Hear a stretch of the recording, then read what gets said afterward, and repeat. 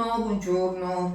Oggi per noi dell'amministrazione comunale, per me sindaco, ho qua Silvia Ricchi che è la nostra Presidente del Consiglio, è una giornata particolare perché finalmente abbiamo vicino noi il dottor Nicola Veronese, che tanto abbiamo desiderato averlo quella sera in Sala Europa, Sì. dove sono state premiate le eccellenze tagliolesi al maschile.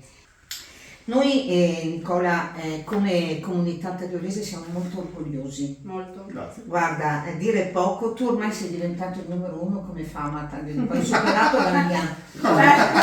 Che vuol dire?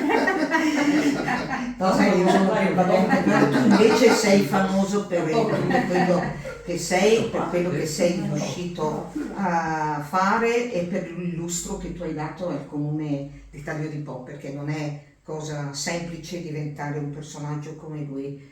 Purtroppo non è qui a Taglio di Po, però siamo anche contenti di prestarlo intanto in qualche zona diversa.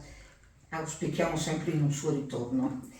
E come comune, mi ripeto, mi fa piacere consegnare la targa a lui dedicata e a Nicola Veronese, ricercatore medico, professore universitario. Voglio anche ricordare che Nicola è tra i 40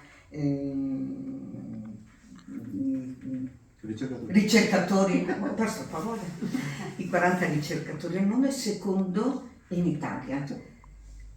Vi sfido a essere come lui. Prego Nicola. Grazie. Grazie a te e tieni presente che siamo sempre orgogliosi tanto e auspichiamo veramente di vederti qui da noi. Certo, Quando vieni a Taglio di Po vieni a salutarmi, Certo, beviamo certo. un caffè insieme e ciò sarà sempre una gioia. Grazie, veramente. Grazie. Grazie. Grande fortuna e tanta gioia. Tanta fortuna e tanta gioia. Grazie.